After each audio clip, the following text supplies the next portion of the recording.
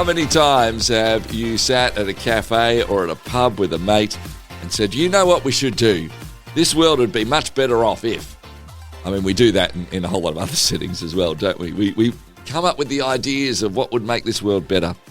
Well, one man actually decided to do something small but a little bit adventurous after one of these conversations. And then it just rolled on and on and on and on and on. And God started doing more and more and more through this man's willingness to be generous, to see others, to the fact that now this organisation that he heads up is feeding over 3 million children in poverty every day. From Mary's Meals, Magnus MacFarlane-Barrow is my guest today, and I am really looking forward to sharing his story with you. Prepare yourself for that beautiful Scottish accent. We're going to be chatting to him from Scotland. Do make sure that you do like, rate, review, share this with as many people as you can. It's always free. The reason I ask you for that, I mean, you're really doing me a favour because we are always about trying to share these stories as far as we can. As many people as we can impact with these great stories and hopefully change this world, change their lives for the better. And that's why. So thank you so much for doing that. All right, let's get stuck into this story with Magnus. G'day, Magnus. Hi, Clayton. So happy to be on. Thank you for inviting me. It is so wonderful to have a conversation with you, Magnus. And you are changing the world in remarkable ways by caring for others, being sort of the hands and feet of Jesus. We talk about, these radio programs on Christian radio stations, and how do we put these things into practice? Could you talk to me a little bit about, before we come across the moment where you started helping people in a really practical way, could you talk to us a little bit about your upbringing and perhaps how faith connected into that as well? Yeah, sure. So I'm speaking to you from a tiny little village in the Highlands of Scotland where I grew up. And we grew up, I suppose you could describe us as a fairly devout Catholic family. And my mum and dad ran a small hotel, which was our home. And during the 1980s, we had a kind of, I would say, a renewal of our faith. That was, some of that was related to a pilgrimage experience we had to Eastern Europe, to a place where many people believe that there are apparitions happening of the Virgin Mary, the mother of Jesus, and we had an experience really of God's grace, God's love for those days that changed our lives as a family, and ultimately it led my mum and dad to do something a little bit crazy. They felt God was asking them to turn our home into a family house of prayer, just a place where people could come and hang out and pray together. And they opened the doors of our home, the former hotel, and just said, "Come if you want to." It was a little bit mad, and people did start coming, and they haven't stopped. Whatever that is, 50 odd years later, and a little community of people have gathered to live here. And so I stay, even though this work we'll talk about in a moment has grown around the world and I travel a lot, I stay rooted here in this place. Wonderful that's been part of what your upbringing was. There was also a moment where really you started helping people with what we would call aid, assistance. I'm not sure the best phrase that you use, Magnus. Could you talk to us about that moment where I know you were led to actually just throw some stuff into a car and drive to actually start helping people? Could you talk to us about that? Yeah, it was a very, I suppose, kind of spontaneous thing. And if I'm really truthful, the idea began over a pint of beer with my brother in our local pub here, and we'd been watching very moving news bulletins about the war that was at that point. This was 1992, the war that was unfolding in the former Yugoslavia, and we knew that part of the world, and we just felt moved we just said to each other, like, could we just do something to help those people who've become refugees there? And we just began asking people, could you give us donations of food and clothing? And before we had any kind of real plan, we'd loaded this old truck full of these gifts, and we drove over to Bosnia, Herzegovina, and delivered them into a refugee camp. And I always say that was the first real miracle in the story. It was the first time that my brother Fergus and I ever hatched a plan over a pint of beer that actually happened. So that was amazing enough. But I came back at the end of that week thinking, really that I'd done my good deed. I expected to go back to work. I was a fish farmer, a salmon farmer, just doing manual work on the coast, the ocean off the northwest of Scotland. And but when I got home, I discovered God had a very different plan, because people kept on giving. They wouldn't stop, and the little shed that I borrowed off my father here was full to the rafters with food and clothing. And so I prayed about it, and I gave up my job, which wasn't the biggest sacrifice, if I'm honest, and I sold my house, and I said to God, I'll keep doing this as long as people keep giving and as long as there's a need. And in some ways that's our story, just repeated over and over again, 30 years and more since I never went back to my job on the fish farm. It is incredible to be able to go through that process and to think through that this is how it started, this one idea, and then, all right, God, whatever you're going to do from here. So tell us what was next. What did actually happen next from there, Magnus? What was God's sort of next prompting for you? And because we ultimately need to get to what Mary's Meals is today, which is an enormous change that is occurring daily across our world. But what was that first next step? Well, from that event I just described until the birth of Mary's Meals was actually 10 years. And when I look back on it now, it was like, I didn't realise it then, it was like a school of learning, like an apprenticeship, when I look back on it, to prepare us for this thing God was going to give us 10 years later. But during those 10 years, we carried on doing emergency response work, mainly in the form of driving trucks back and forth from Scotland to the other side of Europe, to Bosnia, Herzegovina, delivering aid to nations. And it was a time of so many blessings for me, so many miracles, I would describe. That's really the only word I can use for them. I think it was a time where God was really showing me how God gives us everything we need when we step out. I had no plan to do this with my life, no qualifications. I'm a university dropout. I'd only lasted 6 months in university. Before that, I was so shy I couldn't adapt from our little village to the city, and which is why I became a fish farmer in the middle of nowhere. And so I was a very unlikely person to be doing this.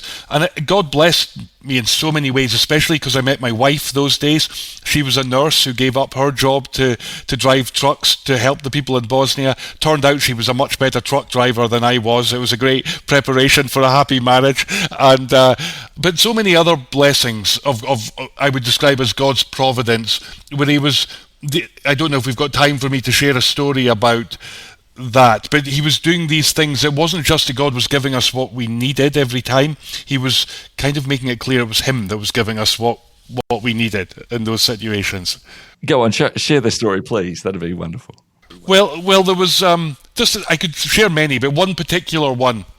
There was this, I was driving a group of refugees who'd been living in Scotland for a while, actually. They'd become friends, and I was driving them back towards the end of the war when they could go back home to their village. And we got stuck en route because their papers weren't acceptable to transit other European countries, and they'd left everything. They couldn't go back to Scotland, so we ended up having to fly them home.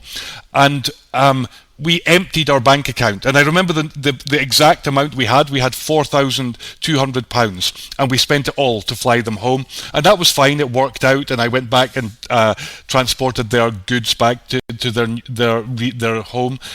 And then I was driving home, and I was starting to panic a little bit, realising we've got no money. I've got all this aid piled up in Scotland to transport. I've got bills to pay, and I really began speaking to God on the way home about, God, help, please. What are we going to do? So I arrived home, and by then I was married to Julie, and she met me at the door, and she had this envelope, and she said, Magnus, I think you should take a look at this. And I was a bit worried. I thought it was another bill. I opened the envelope, and inside was a cheque for £4,200. No one else in the world knew, apart from Julie and I, that £4,200 is what we needed.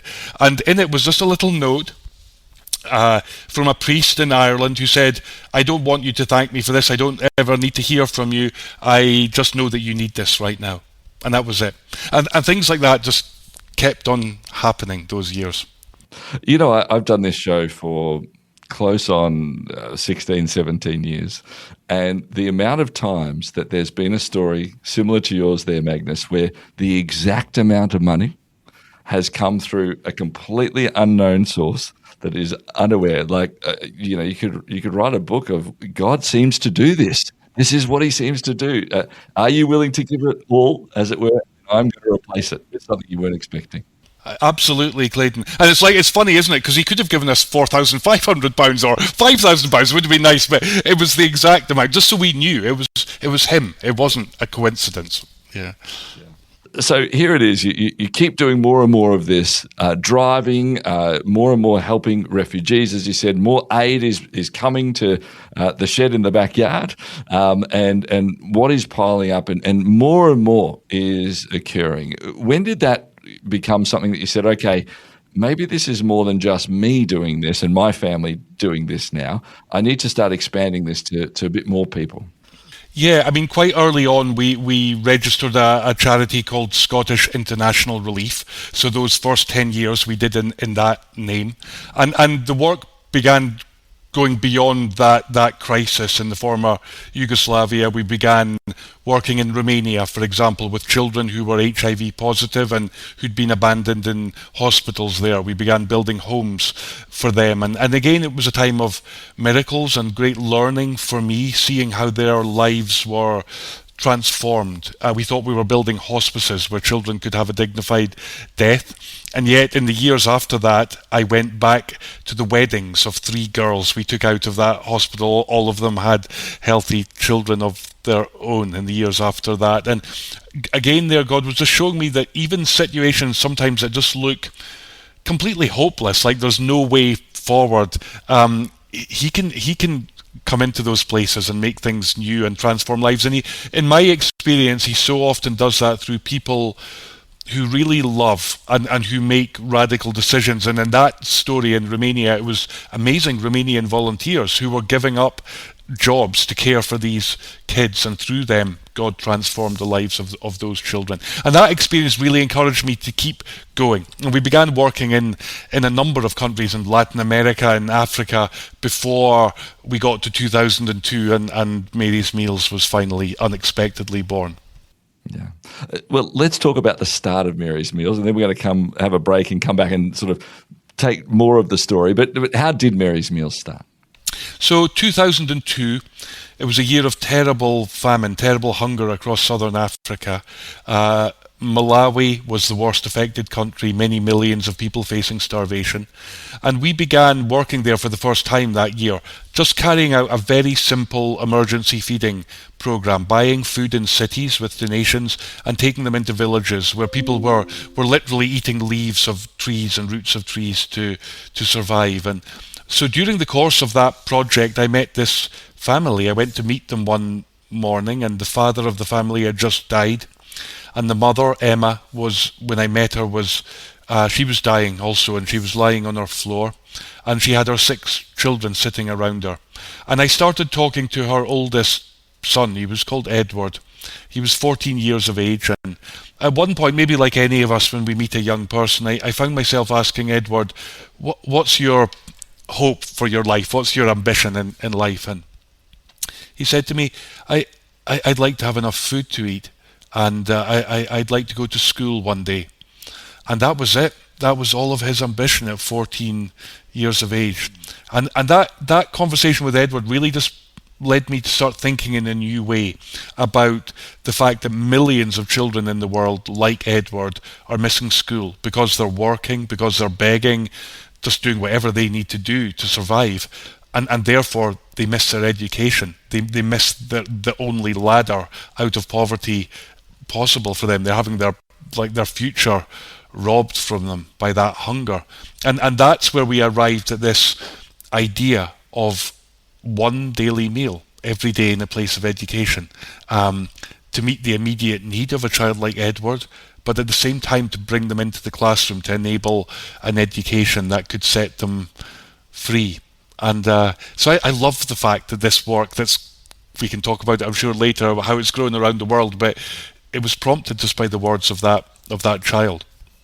Incredible, isn't it? That sometimes a simple inspiration can then start something that God has been ready to fill and start doing that. We are going to come back in a couple of minutes' time and talk more about Mary's Meals, the impact it's having now, what it is doing, and more of Magnus's story. Magnus MacFarlane-Barrow is my guest on Towards Understanding. Share your brand, your event, your message across 90 Christian radio stations and major cities in Australia and New Zealand by sponsoring Towards Understanding, hosted by Clayton Bielen. More than 210,000 people tune into Towards Understanding each week, and with just one sponsorship, you'll reach this immense engaged audience.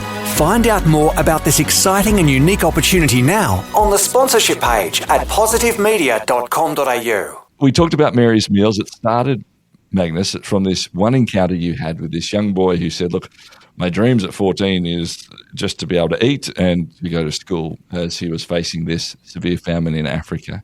And then Mary's Meals was sort of born from that, with all of this sort of 10 years previous experience of helping people with aid, which I'm assuming you even sort of say, well, God was working on that to help me understand this.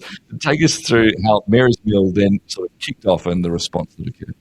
Yeah, just like you say, Clayton, I think how we began to actually implement that idea of a daily meal in school really drew on what we'd learnt the 10 years before that. We suddenly realised that had been a preparation for something else, and so part of that, for example, was a realisation that if this was going to work, it had to be owned by the local community more than it would ever be owned by us from outside. So the first thing we did was we had public meetings in the villages there in Malawi, and we said, look, we've got this idea to start providing daily meals to the children here, but you need to own it. And more than that, we'll only go forward if you want to volunteer your time to cook and serve the meals. And immediately the people at those meetings said, yes, this is what our children need, this is what we want. And they began mobilising, organising committees of volunteers. So that was one key part. Another key part was a decision that from the beginning, as much as possible, we wanted to buy the food locally grown, produced food, so that we would help the local farmer, we would support the local economy, because from day one, our goal was to do something that would ultimately not need us anymore. And that might be a long-term journey. It is a long journey. But everything, the way we do this is always have that in mind. Not creating dependency in the wrong way, but recognizing at this particular point in time, the only way of actually creating a better future is to ensure children are fed in school.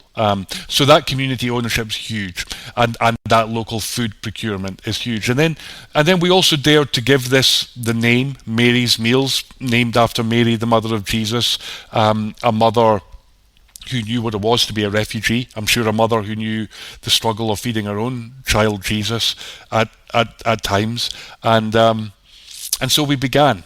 I think the first school was like 200 children, tiny little school.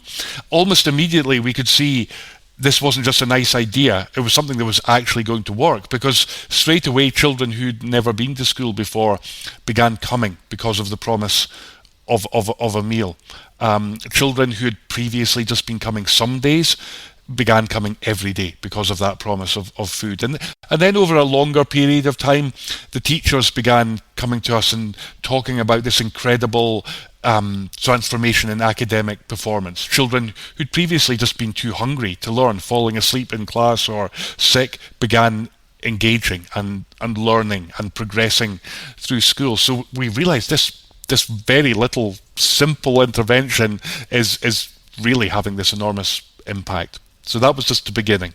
It's incredible, isn't it, that sometimes we overlook the simple moments. But here was a meal in a school setting, meant that they came, they could have the education.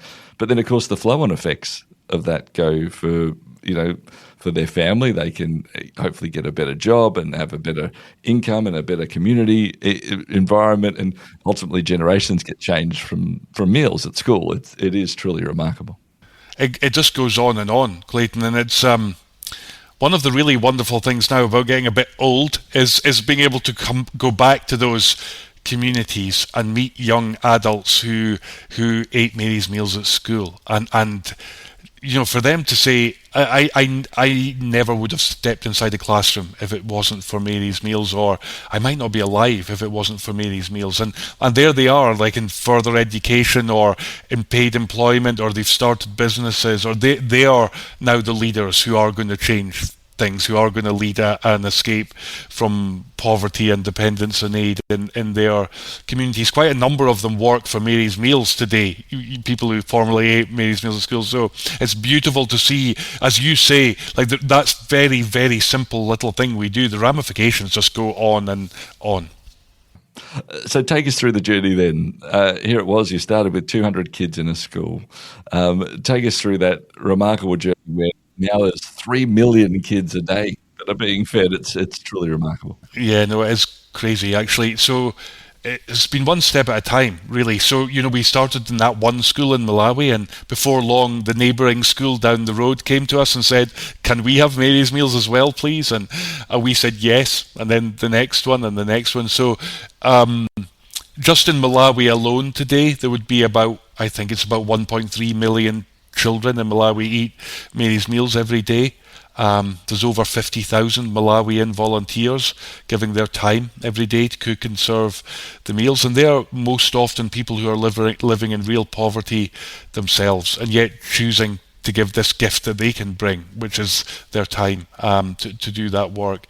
So it's a very beautiful thing, and I love that about Mary's Meals. It's not about a bunch of rich people over here on one side of the world charging in and sorting out everyone's problems, and it's a whole lot of us who have that same very simple goal, that belief that every child should be able to eat every day, that we're walking together and we're bringing what we can to the table, as it were. And I love that. It's very important in Mary's Meals. And then, so it went on like that in Malawi, one school after another, and then quite early on, we really wanted to find out, this is working spectacularly in Malawi, would it work in another country? And so we went to Liberia in West Africa, a country I already knew well. We'd been working there in the years before, and again, many children there missing school because of hunger. Same model, volunteers cooking food sourced locally, and same thing began happening. Children began coming to school. And then the next country and the next country. Today we're in 16 countries, and we have this particular call, I would say, to be where the suffering is greatest, where sometimes it is hard to see hope. So we don't make easy choices. We find ourselves in places like South Sudan in the middle of that ongoing conflict. We're in Haiti, where things are so awful right now. We'd be in northern Ethiopia that's still recovering from that recent war. We have smaller projects in Syria and Lebanon, and we're in Yemen. So we're not in easy places, but that's where we're meant to be, because Mary's Meals is very much about bringing hope. I've heard people in those communities saying that after we begin Mary's Meals, I've heard people use this phrase like, hope enters in. And I've heard the counter to that being in situations like in northern Ethiopia during that recent conflict and in Tigray, and at one point more than half of the children had dropped out of school there. And I remember the community leaders there saying to me, what hope is left here? Like, when children aren't in school, when the playgrounds are empty, there is no hope. How can you hope? So hope's my favourite word. By the way, right back in the early days when we were driving trucks, we wrote delivering hope on the side of it, and we love hope is a lot of what we're about. I mean, hope is so important, isn't it? Without hope, there is just so little in what life is. I love that that's what you are delivering through the meals, but ultimately it is hope as well. You said sort of at the start, and then all those next sort of schools that even next countries, you're still doing that local food from that perspective. Is that still possible when you're doing 3 million meals a day, or is it having to be shipped in? How does that work?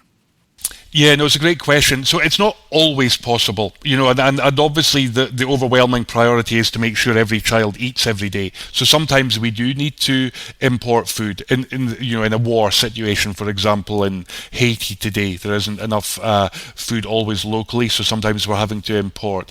But the overwhelming majority of those 3.2 million meals that will be served today consists of locally grown food. Normally sort of 85-90% of our meals are locally grown, so that's wonderful, because we see the ramifications of that as well, like smallholder farmers, simply because they know there's a year-round market that we will buy their food at a fair price, enables them to invest and grow more, and so that has huge impact in itself. And then what I haven't touched on yet in terms of that growth is that was one side of it. That's all been made possible because of this incredible outpouring of support around the world. I told you right at the beginning about that unexpected response to my little plea for the people in Bosnia.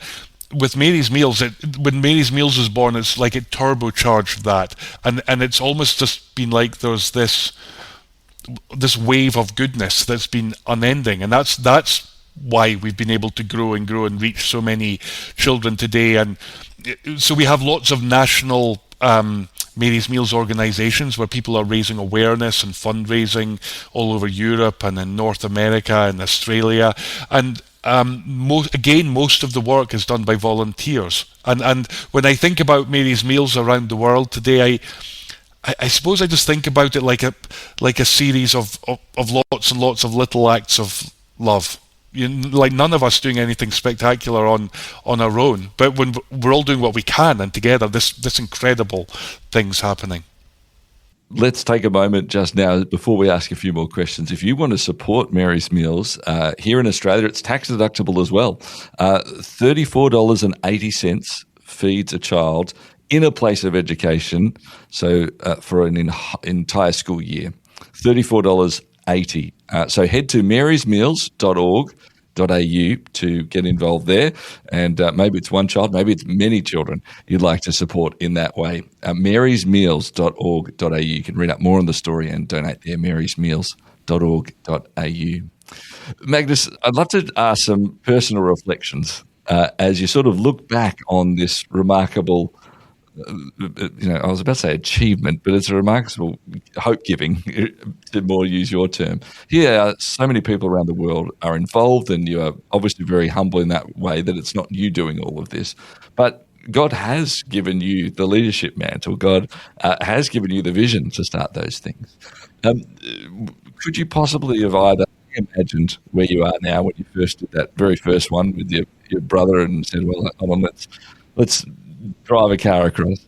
But I suppose the flip of it is also to ask the question, if God had given you this picture, would you have even taken it out? Because sometimes I think they're almost too big, some of the thoughts. You're like, I won't give that to someone else, God. How do you respond to those? Yeah, no, well, the first point, no. I never could have dared imagine it. And I took 1 week's holiday, from my fish farm to do this. That was all, one good deed. And even beyond that, when it became ongoing, no, I had no idea. And I love your second question, because I often reflect on that, actually. Like God has been so gentle with me, because I am so unqualified for this. There's nothing that would have terrified me more when I was a young person than the idea of having to give a public talk or to do something like this, for example. Absolutely terrifying idea. If God had shown me everything he was going to ask me to do and how this would unfold, I think I probably would have run away. So I'm grateful to him for his gentleness and just this series of surprises, because I think that's what we discover, don't we, when we step out and we try to do something. I notice this not just in my own life, but certainly in my own life too. We start getting surprises about ourselves. About God has made every one of us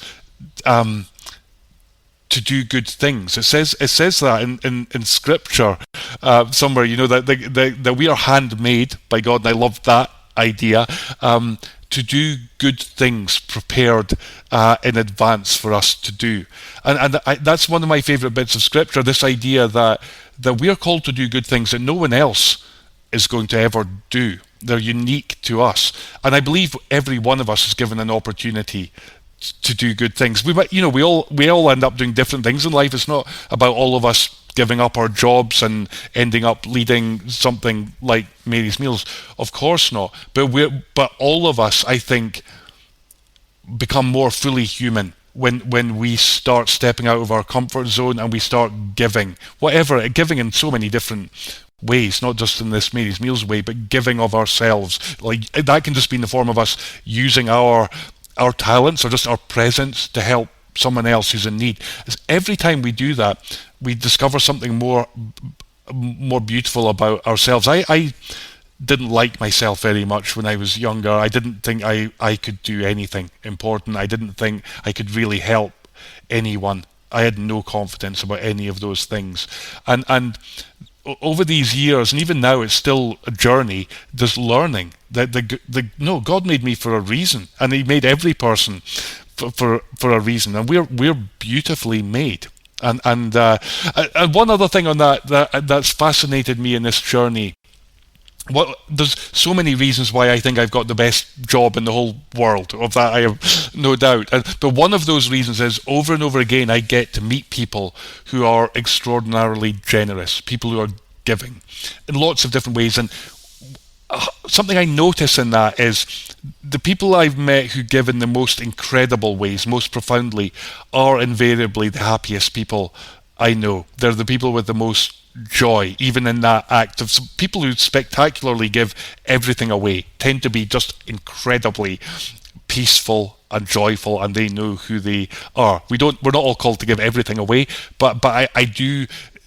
That's what I love about fundraising in Mary's Meals. It never feels like we're trying to take something away from somebody to give to someone over there. It feels like we're offering something, because I really believe when people take part in a work like Mary's Meals, our lives become better too.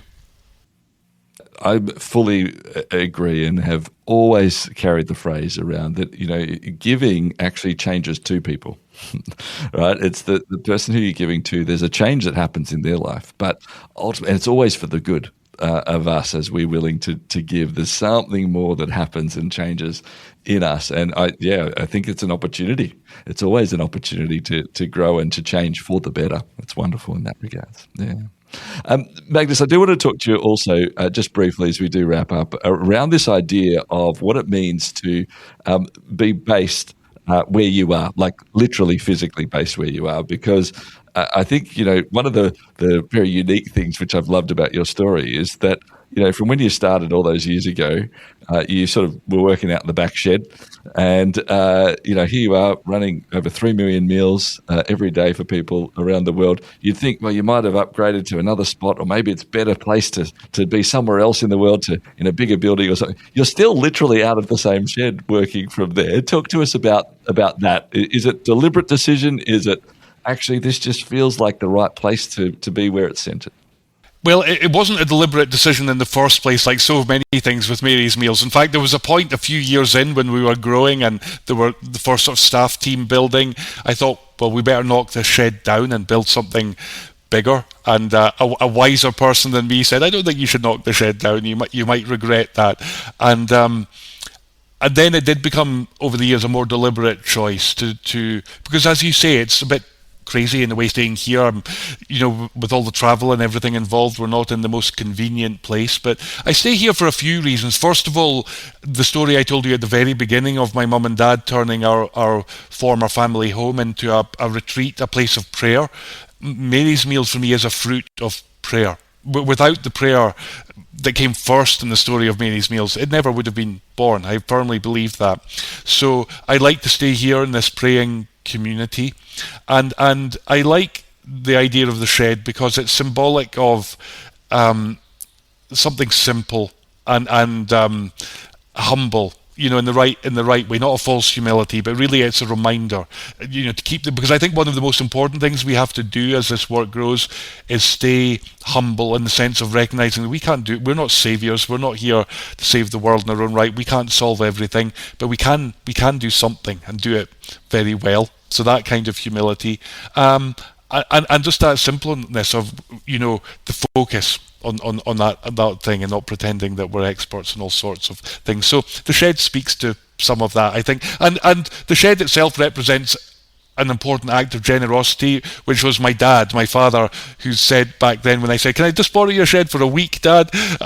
He said, "Of course." He's a very generous man, and here we are. He's never got it back, and he's never complained about that. I reckon he would be pretty proud. marysmeals.org.au, that is the place to go to give, to support, to find out more. As you can probably tell, I'm incredibly excited to share that with you as an opportunity to help change this world and to support the work that is happening. marysmeals.org.au. Also, as we wrap up, I suppose just to give a bit of a challenge out to say, well, maybe you can follow a bit of Magnus's lead, not necessarily go from day one to suddenly running this massive operation around the world. But the first thing was that sort of, plan to actually say, how about we do something? How about we take a moment? And I'm sure, Magnus, that you would be encouraging us all to, how do we provide that little bit of hope with what we can see and what we can do? And it might put us out of our comfort zones a bit. It might mean we take a week off work. It might mean we actually do one of the plans we've actually come up with in the pub we're actually going to do, and we're actually going to help somebody. But I think that is so often what God's doing, and I think that's part of your story. Amen. Quite agree. We can all do something. Every day we can all do something. Yeah. Magnus, thank you so much for your time. Thank you for the work and that you are leading up through Mary's Meals, and thank you for spending the time with us today. Thank you. I've really, really enjoyed it. Thanks so much, Clayton. Magnus MacFarlane-Barrow, he is heading up Mary's Meals, joining us on Towards Understanding.